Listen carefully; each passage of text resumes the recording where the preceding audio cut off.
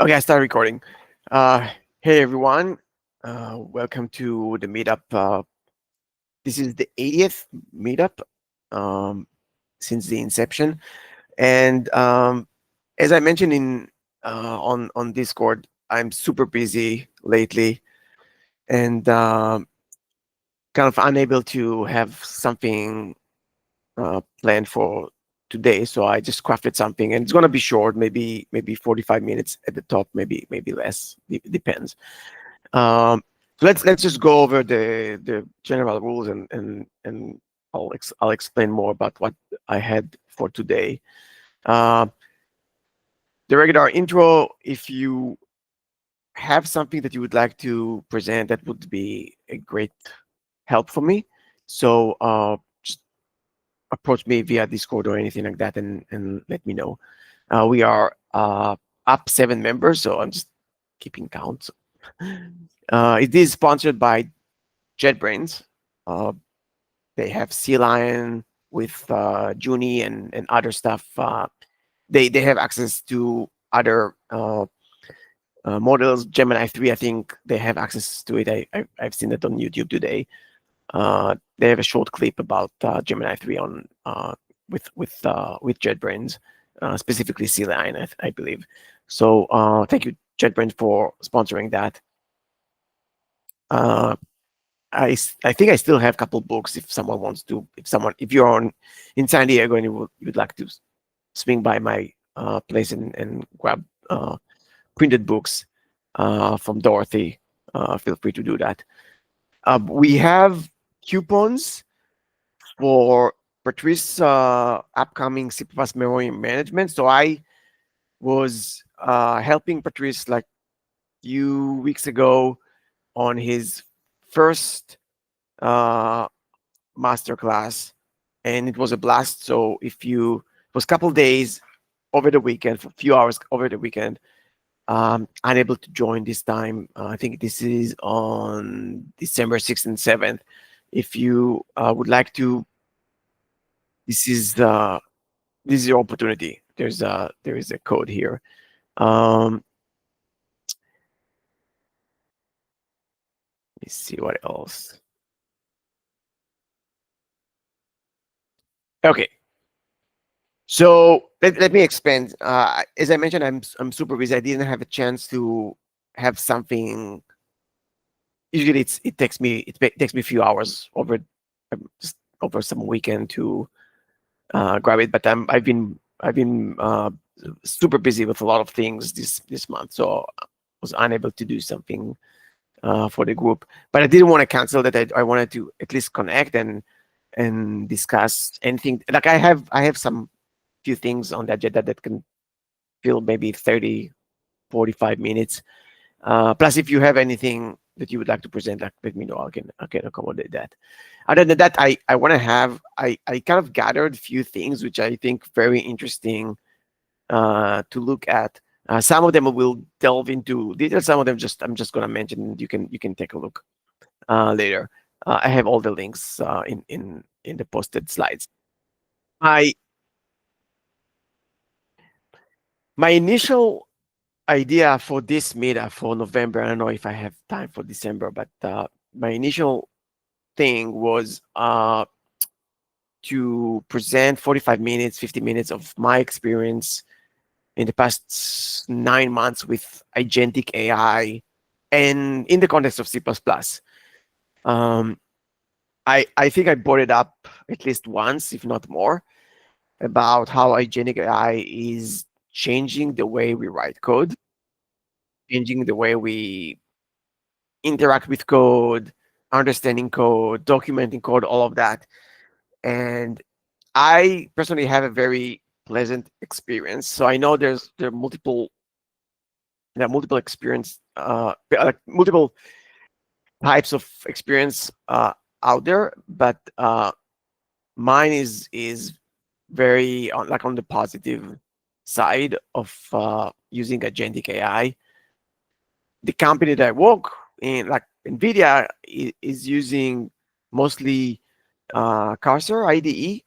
We also have other IDEs, but Uh, for fully agentic AI, we have Cursor, and I've been lucky to have also access to Cloud Code, which is mostly what I'm using. And there's a plugin of Cloud Code in VS Code or in Cursor, because Cursor is kind of a fork of VS Code. And so most of my time is in Cloud Code and sometimes in Cursor, but it's like 99%. Recently, it's all Cloud Code. And and and and there was a major change in Cloud Code between 1.x and 2.x. So they changed the way they have it used to be like a plain CLI, and now the plugin in VS Code or in Cursor is m- much more UI friendly. So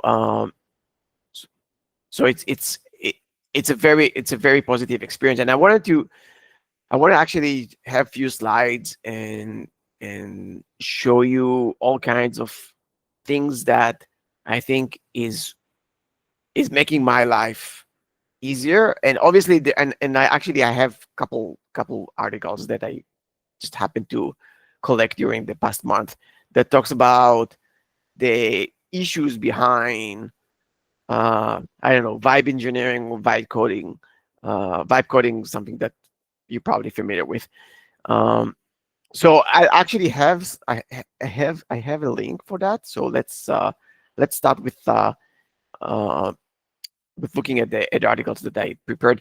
And when we get to agentic AI, maybe we can discuss more. I just want to hear uh, others about their experience and if it makes their life easier or maybe harder. Because there are all kinds of trade-offs that we can discuss. Okay, so let's start with something that I noticed.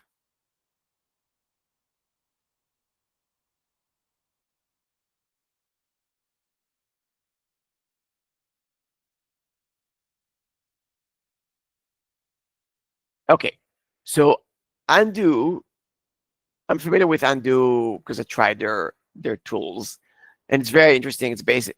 Anyone familiar with Undo and reverse debugging? Raise your hand or just unmute yourself and say something that you if you're familiar with that. If no one say anything, I'll conclude that no one heard about that. No? Okay.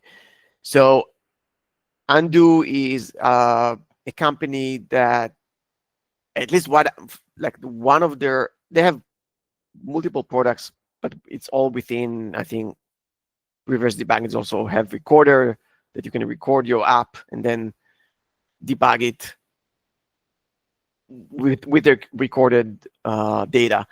They record things in memory and so on and so forth. So they have a they have a GDB like tool. I think they call it UDB, where UDB for undo uh, debugging, and uh, you can step back in time. Uh, you could either load a crash dump like a core, or you can breakpoint, and you are in a specific situation and you want to go back, like you want to step back in a live system and look what happened, like how I got into this specific state of a specific line. So you can go back, like let's say you have branching, like if else, and you don't know like which branch was taken because you can see you don't know, you didn't log the intermediate values. So you can while using GDB, running your app under GDB, you can go and step back in time, and this is useful. The commands are very similar to GDB, but it's like reverse. And then instead of step, it's like reverse step and similar. So what I noticed is they have a newsletter, and I'm subscribed to that. And I noticed that they have like agentic debugging, which is what, like, this is a PDF, probably very hard to see, like kind of the fine prints, but this is something that I can like, this would be part of the slide deck, so you can take a look. I After working with agentic AI for maybe 9 months since Feb, I'm a big believer that this is the way to go. Like, today you can provide a model, let's say anthropic model, or any other model, uh, stack trace or logging can be stack. It can be a stack from a static analyzer tool, or uh, sanitizers like thread or address or whatever, and it has visibility to the code, and it can tell you exactly what's happening if you have thread sanitizer issue. It's very it's very useful in that, and you can provide a tool with logs and ask to analyze something, like, okay, what is like the timing and what happened and all of that, and it would give you the information. So a step forward would be agentic debugging, where you can say, explain what does the current backtrace mean, or explain what has gone wrong in this program. So you can just use natural English language, and uh, the agentic debugging kicks in and helps you. So I I think this is the right direction for what would happen in the near future, and these things move very, very fast. So this is one of the things that I've seen, but this is the PDF, but I'll share something else.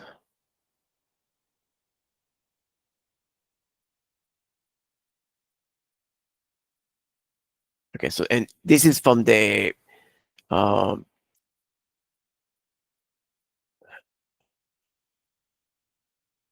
so this is from the website. This is the PDF. So um, there is a recording, a replaying. It's it's pretty interesting idea, the whole reverse debugging, and something that you can ask them to demo for you. So, but my understanding, no one raised their hands about like using it. So uh, I believe no one knows about it. So that was one thing. Okay, next.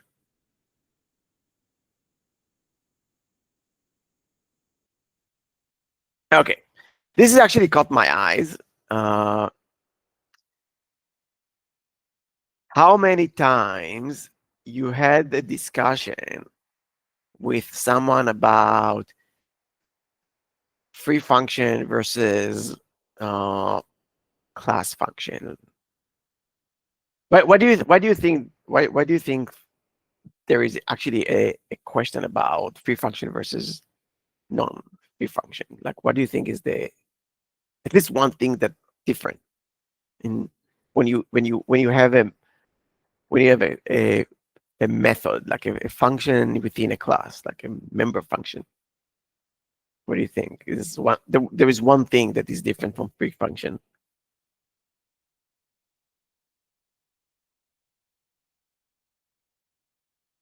There is the this, right? It's like another parameter. So so there is a very nice uh analysis about, is does it make sense and all. The bottom line is, it doesn't it's there is no diff unless you have something that is invoked a lot, and then the push of this, for example, is making a huge difference. But I found super interesting. So if you have a chance to,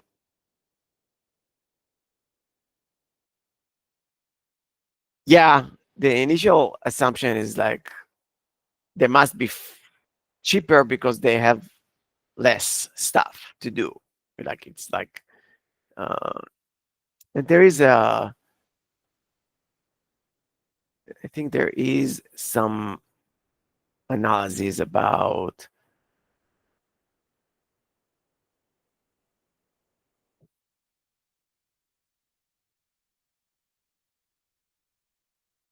yeah, this is called grind.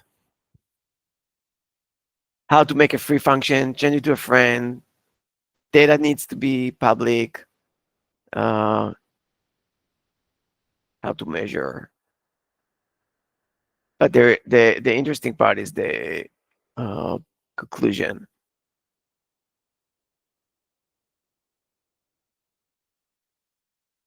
Yeah, that's uh, that's basically that's interesting to read. Just I'll have it in the link. Okay. The next one, actually, I wasn't. I'm okay. I want to hear others. Like, who is using C plus 20?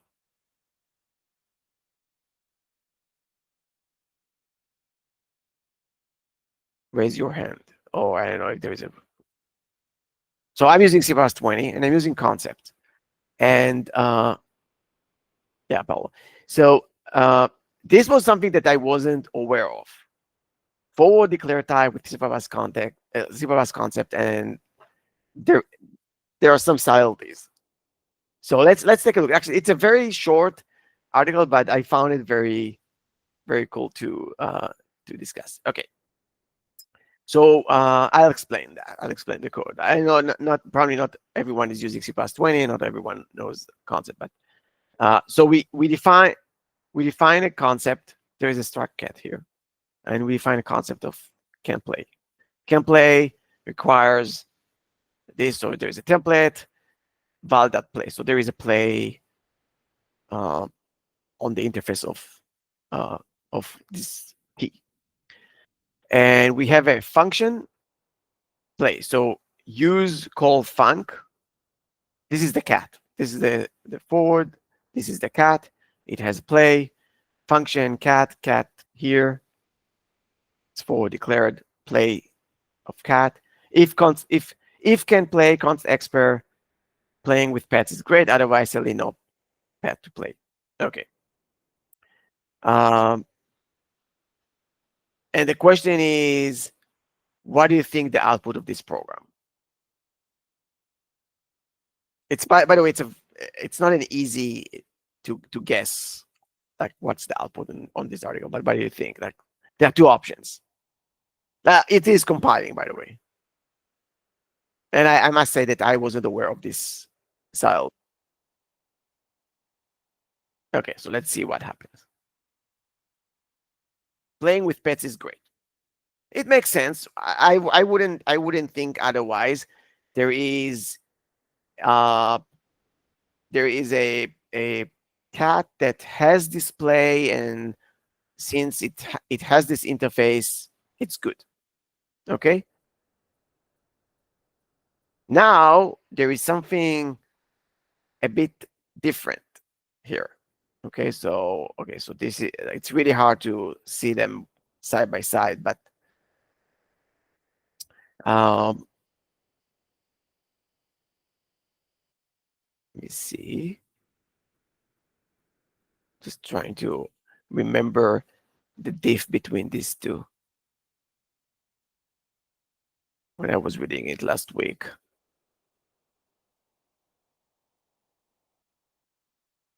Oh, okay. This one. The return value is auto. It's not void. So the compiler needs to do more.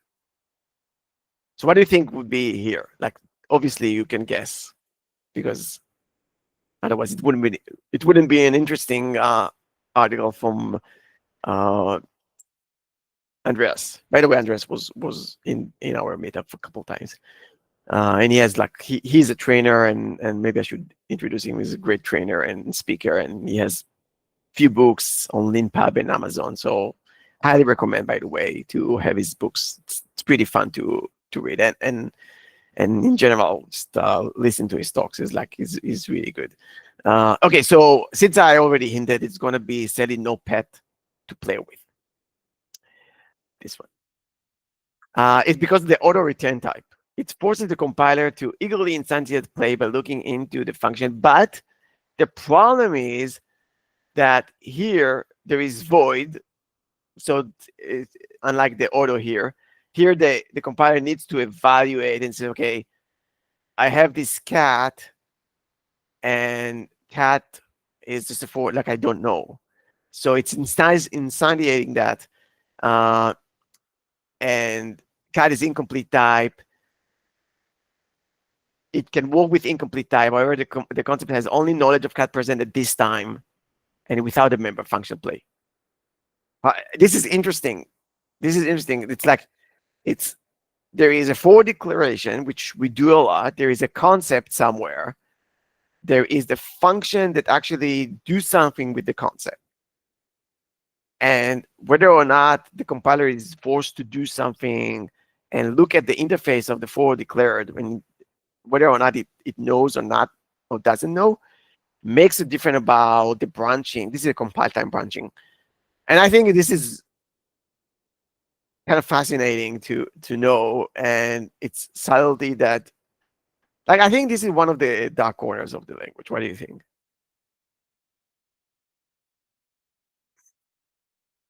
I think this is interesting. Yeah, does it make sense? What happened here? Or you want me to explain again? Okay, so no. Who thinks this is cool? Like, this subtlety is cool. I think it's cool. Okay, okay. Let's go to the next one.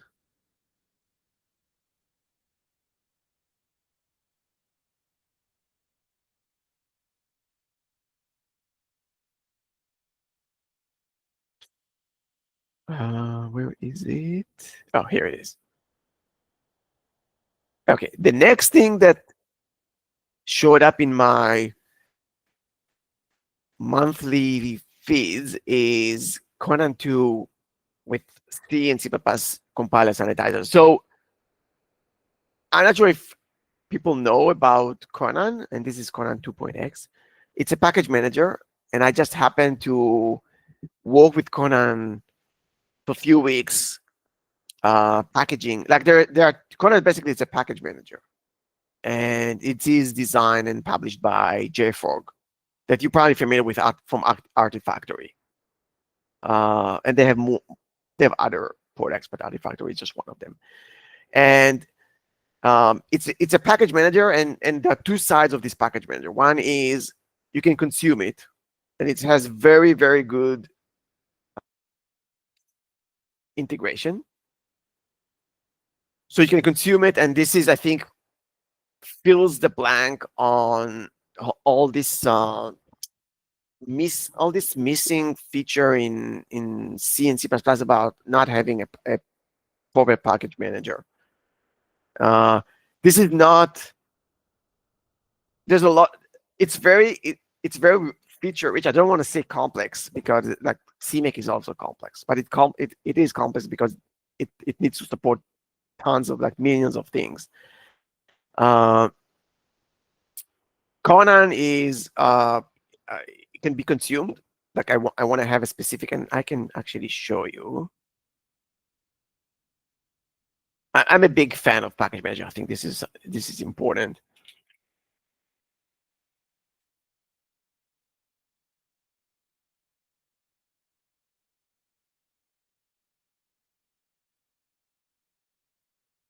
So this is Conan Center.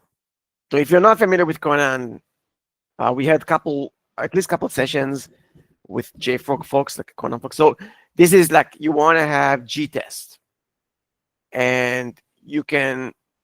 It has like a Conan file.txt.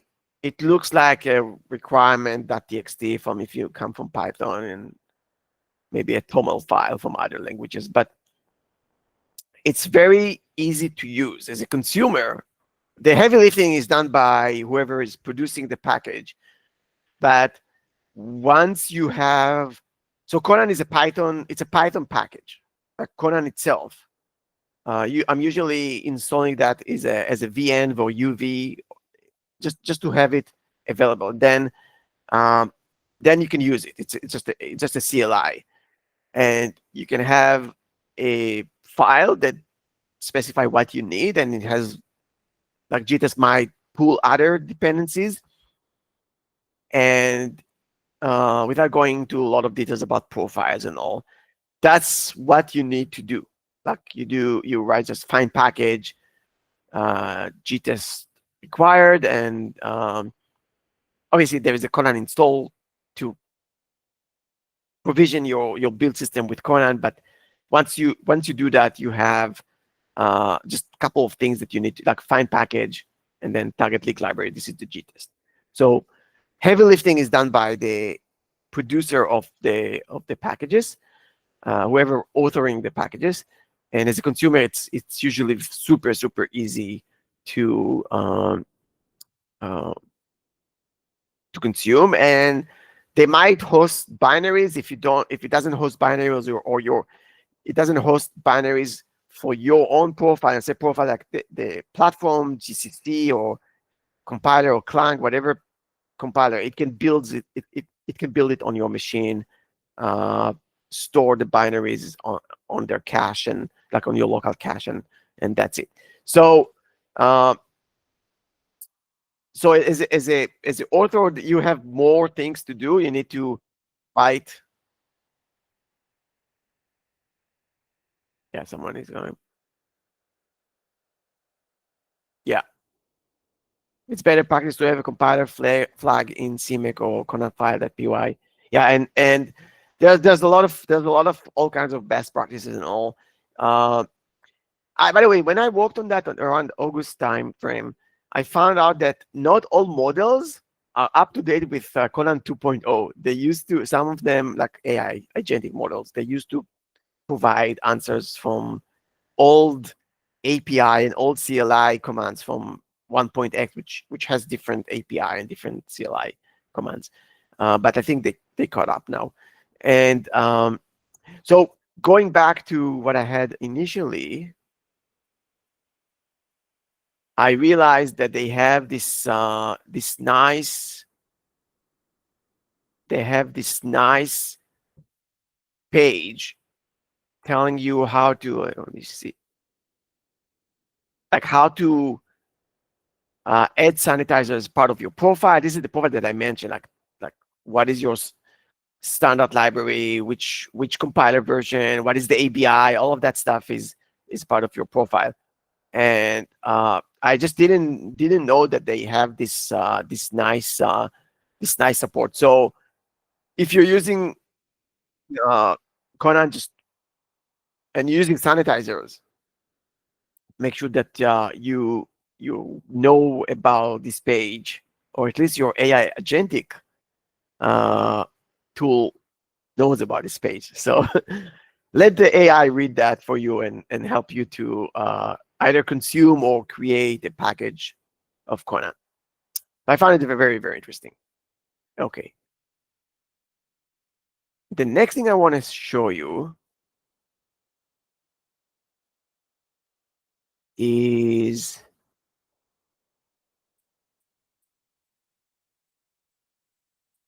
this one.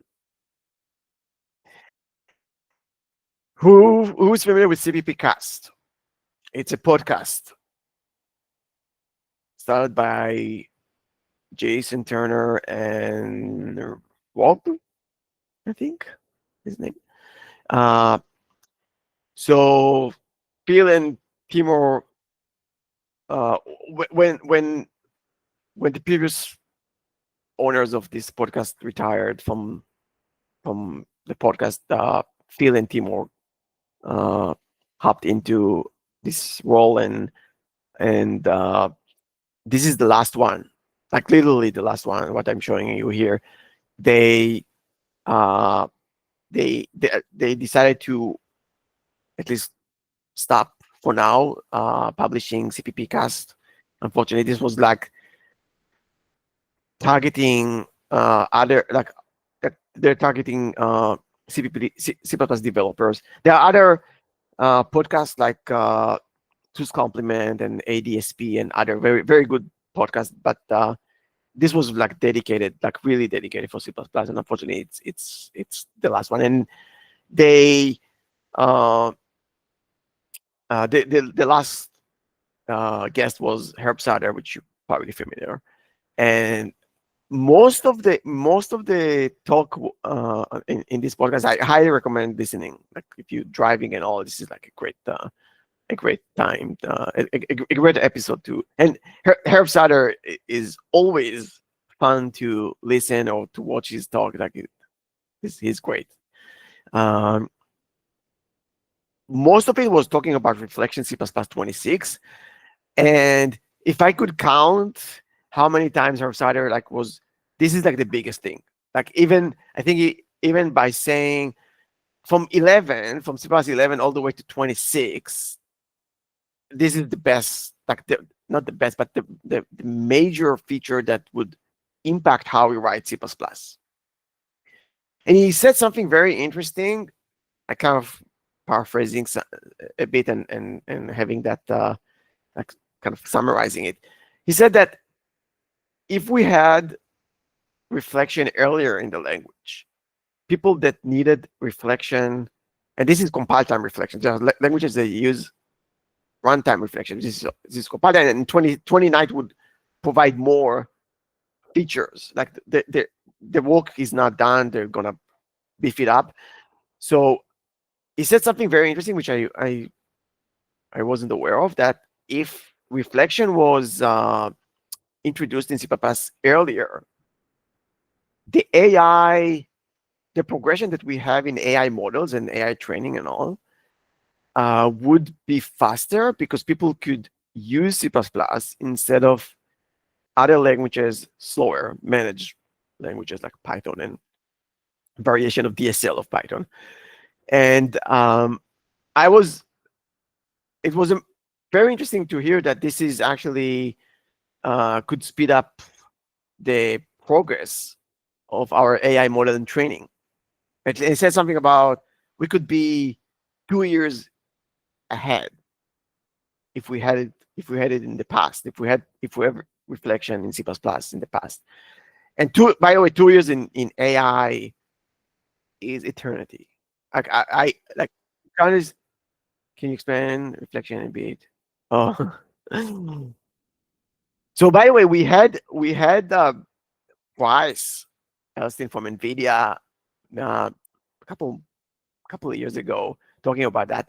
So it's where a program knows about the structure, and everyone provide the same basic and even in the podcast the same basic usage like enum to string, instead of like, let's say you have an enum foo bar and whatever, and you want to have a string of foo, like from enum to string, you need to do a lot of macro, and it's crazy. Like there is something that called yzenum that I'm using, a person named Near.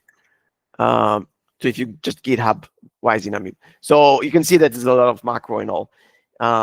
That would remove all of that. There's like parsing things, and there's like you can iterate over your members, your data members. Like in compile time, you can see like I'm iterating over. Like there's a lot of things that you can do from, and it's and he says like we are looking to see like what are the things that people can do with reflection. I'm super interested to see like how it's gonna uh, work for us. I'm using C++ 20. I'm not even in 23. It's 20, almost end of 2025, but I'm still on 20. So we're always lagging behind, especially in production. But 20 is not like I'm using 20. It's not too bad. Some people using 98, so 20 is not bad. So this is fascinating. Like I think you should, if you have time and like driving and all this. This is uh very interesting episode. So, and unfortunately, as I mentioned, CPP cast is not going to continue. So okay. So I have okay. So I have two things uh, that I would like to show you. Oh, okay, okay. This is actually related to reflection. Um, Automating quality checks in CPAS reflection. So just one use case. This is actually was on the 9th. By the way, what I usually do every day, I collect all the articles that looks interesting to maybe present sometime in the future. So every month I'll have at least like 15, 20 articles that it looks interesting to at least to read, like at least to show people, okay, this is something that you should go and read. So I remember reading that like nine days ago. So okay, so let's take a look at that together. Yeah, it can be better tool. Like someone says, the better tool than the C preprocessor. Yes, the Y. If you look at Y's enum, this is all preprocessor, right? It's all macros. So this would go away. Actually, I'm actually at least for one for enum, I would be very happy to use reflection. Okay, so let's take a look. This is person, and there is a compare operator. So it's a equal. It's a dot name equal b dot name, age, and hobbies and salary. Okay. This is if you don't rely, you don't want to rely on Zipa's default operators, which is spaceship. Okay, so you don't. You want to have your own for some reason. Uh, Obviously, it needs to have that. So here was this a small example that fully automated the process. So there is a deep equal compare, and the trick is the CPAS allow you to query types member at compile time. That's what I said a minute ago. You can query types. You can iterate over members at compile time. So it looks super cryptic, and it doesn't fit into that. But take a look at this one. So this stud meta non-static member off. So template for. So template for like I'm gonna iterate, but that's a new syntax. It looks super cryptic, I know. Uh, define static array, and then stud meta non-static member data member off, and this caret is caret is what we need to get used to, and then compare same of each member. If it doesn't, this return false. This is reflection. That's iterating over them and then compare same. So this is an example of using reflection. Now, the beauty of that is that if tomorrow I'm changing, removing a member, I'm adding something, this would work. This would not. Like this would not be either a compiler or if I remove something, or it's not going to be enough because I forgot something. And obviously, let's assume we don't use the spaceship operator, which automate that for you. But that's one thing, and it explained this crazy syntax non-static member of p. Get used to it. You should. You have time to get used to it. By the way, there are other things that we should think about getting used to. The pipe operators, the contracts that is coming, also 26. So all of that would be something that we need to get used to. Like the language would look very, very, very different. But maybe AI would take everything by the time we need to deal with it. So don't worry. Don't be intimidated too much. Okay. The last couple things that I wanted to show you is this is the first one. So Kathleen Henny is like someone that a lot of people are familiar with. This is exactly what I wanted to kind of discuss about. I'll post this link. Like, read these two links, this one, and there is another one that I'll show. But he explains about this new era. It's a very short. It's a new era about generative AI, especially for coding, and it's like basically the beginning of best practice of how do we actually approach that? How do we deal with agentic AI? Because there's a lot of um, engineers that or programmers or whatever that they would take whatever the agentic AI spits out and just use it without reading, without reasoning about, is this, does it work? Does it do what it needs to do? Do you understand the generated code? So this is a challenge, because the more you start using agentic AI, for example, you want to have a Python tool, whether it's a tool in your build system or something like that, and you get, I don't know, 500 lines of code. Do you understand what this 500 lines of code, Python code, is doing? You can use AI to explain that to you, to walk you through that. But do you spend the time, or do you just commit that to your repository because it's working, but you don't know what it's doing? You'll see that we maybe write less code when we going full on agentic AI, but we would need to read more code and to make sure that what we have is matching what we actually need or want. And so this is one thing that I highly recommend you to read about. It's like the industry is moving so fast. This is just few months old. Like, forget about Copilot and all what we have in Cursor and Juni and Cloud Code, and then Codex and all of that.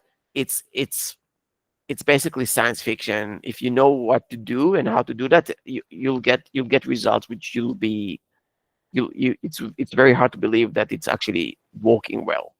So, and I'll say it again, it's kind of science fiction. So that's one. There's another link that they call flashback, and that's actually links to the other one. And he explains about, again, the need for us to stop and understand the code before we moving fast. What you would see that if you start being committed to using agentic AI more and more, you'll move very fast. At least you can generate 5,000 lines of code, and it can work. It would do what you want. The question is, like, do you have like that API there? Like, does it do exactly what you want? You need to understand and make sure the model, it might be just 90% correct, and you need to find the remaining 10% and fix it with the model or fix it yourself.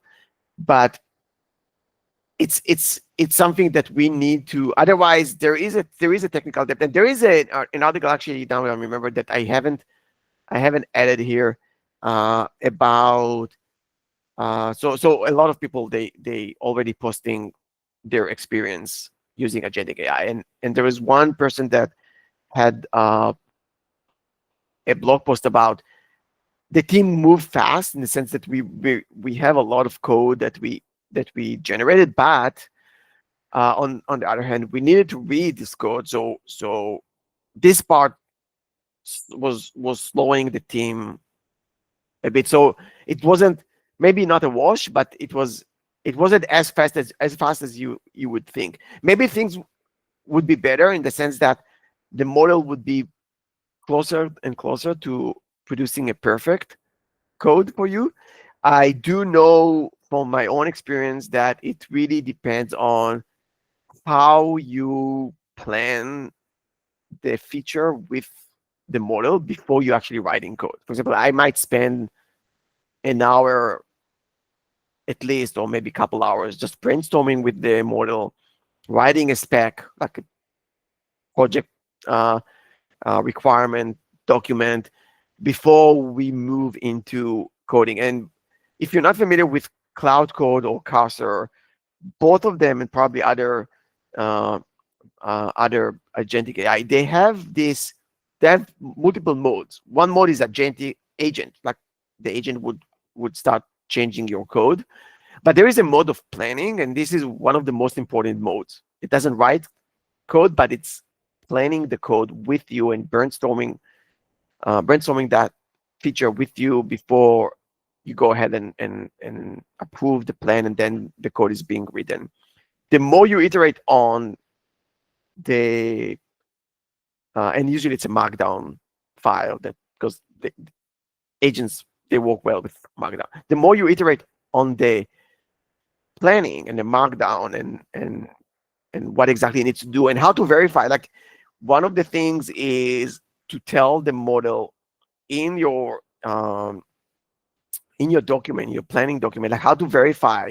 Oh, you need to run this test, you need to compile it, you need to make sure there are no lint errors, and you need to iterate until, like, you can explain the model how to rinse and repeat and run the this specific test, look at the logs. Like, you can explain that as part of the plan, and you get closer to perfection. As opposed to people that say, okay, this is not working for me, I'm trying to build something, and I'm giving like a couple instructions to the model, and it doesn't understand me. The more you know what you want to do, and you need to kind of harness your knowledge. Give relevant information to the model. The more you do that, the closer to perfection you get. So that's what I learned working on that for the past 9 months. And things changed. Like, Cloud Code had more on the MCP side, and now they're working more on the skills side, and this changed the way we interact with the model. So all of that should be something that you need to, like, some people say you don't need to learn these skills of working with models because things change. So let's wait until it's kind of settled and converge to something, and then we can learn. And I'm actually thinking that you better start working with that, because that's where the industry is going. So you want to have at least building the skills of working with AI models, because I don't think we're going to go back. Even if we stop here with the models that we have today, Gemini 3 and Sonnet 4.5 and whatever, I think this is already a huge step forward for us developers. So I don't think we'll go back. That's my opinion. Like after working with that in a very like all in. So that's my opinion. I think we are 5:50. So I think, okay, let's do one quiz, because I promised, and we can, like, couple minutes, and we can close the whole thing. So let's do that. Second. This is it's a new question that was posted a few days ago. Question number 400. Unmute yourself and shout the answer. What is the These are the options. Either there is an output, or compilation error, undefined, or unspecified. What do you think? So what happens here is there is a non-atomic, and then non-atomic plus plus. So one, there is a stu thread that takes that by reference and plus plus it. So two. T-join. By the way, C++ 20 has stood JThread. You don't need the join in C++ 20 and above, but that's also fine. And so what's the what is the answer here?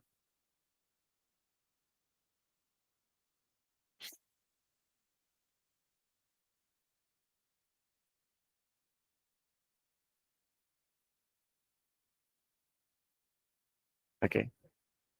Yeah, I just think about something. Undefined cause it reorder. Actually, I was actually thinking the same thing. I thought that there is gonna be a reorder here because there is no happened before and all, but I was wrong. It's actually defined. It's two. It's two. And the reason for that, uh, it's well determined that determined sequence, yes. And so basically, long time short, and I'll just paste it here. Uh, the constructor is basically like let's constructor. The creation and the increment of non-atomic happened before the constructor of the thread. Okay, so it is sequenced before, apparently, and the call to join happened before the printing of non-atomic. So this is happened before that, so there is no race here.